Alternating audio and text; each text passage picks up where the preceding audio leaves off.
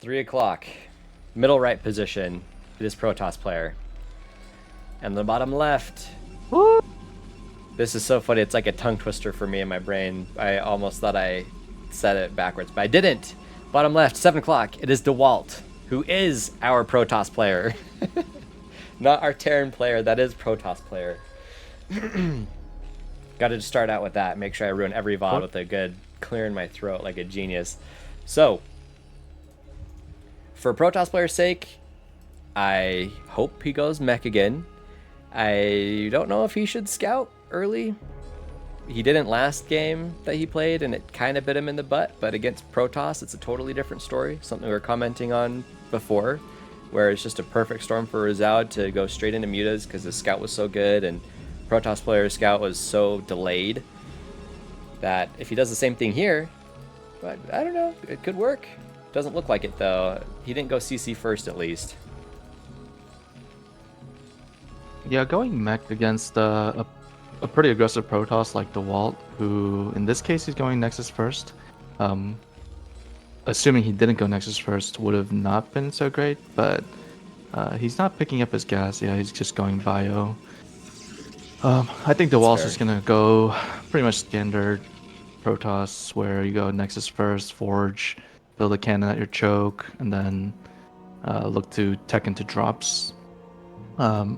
And then meanwhile, Protoss player's probably gonna just defend the drops with all his life. So yeah, we haven't seen him play those kind of games. We usually see him eventually opt for a gateway explosion and then just bust down the choke. So I'm sure a lot of his play is just based on just what is the opponent doing, how do I react to that, and I'm curious how Protoss player is gonna defend against the potential drops as well. yeah, I would say that we have some pretty unconventional fastest players where when me and you play in 3v3, and even when I watch people play who play fastest all the time, it really is drop driven and in like more technical plays, I guess we'll say. But we've seen Dewalt break Terrans with, he'll just bring a shuttle with him, and then it's a normal Protoss attack. We always loved you, SCV. Good night, sweet prince. So anyway, I guess I don't really like this term, but there's a lot of ways to skin that cat, where you can, if you wanted to, you could just build a outpost out in front of Protoss player's base and bust with a bunch of just basic tier 1 units and a shuttle with a Reaper in it, or you can send a shuttle in. So as Terran, you've got to kind of be prepared for it all, but Dewalt gets to choose how he wants to do his taxidermy. This is a cool attack though from PTOSS22.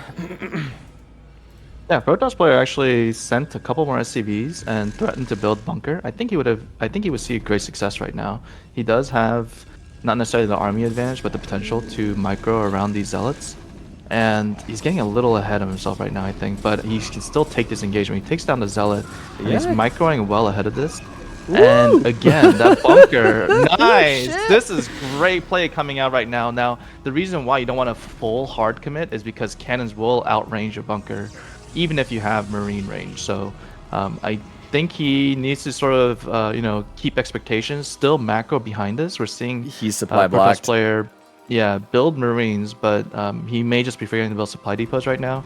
I think it'd be good right now if he were to throw down a command center along with maybe a gas to eventually prep for the future. But see, this is why I don't want him to get ahead of himself like this right now, because he's done his part. He's laid down sort of the slight threat.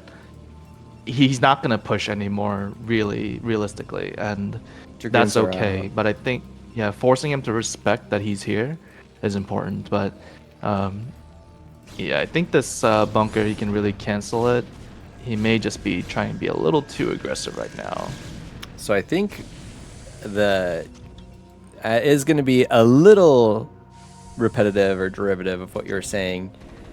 I liked how this started, but him being supply blocked for as long as he was, and he needs like barracks at home. He needs to tech a little bit at home. He needs bunkers at home.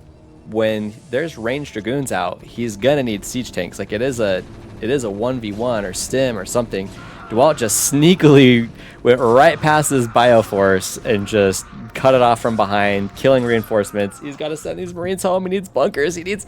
He had like almost 1,000 minerals. He went for double CC behind this, but how are you going to live? Protoss is attacking right now. I guess he can send those Marines home. I think ProtossPlayer got a little too over-eager with that attack. He had good success.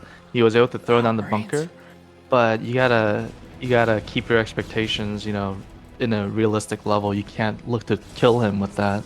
You know, no self-respecting Protoss will let them die to a bunker rushing Terran. So well, I mean, it happens with me, but not often. Well, I mean that.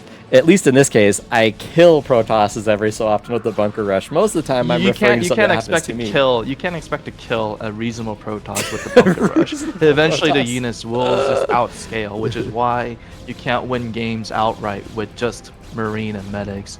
And we're seeing that right now. You know, the Dragoons are able to kill the Marines.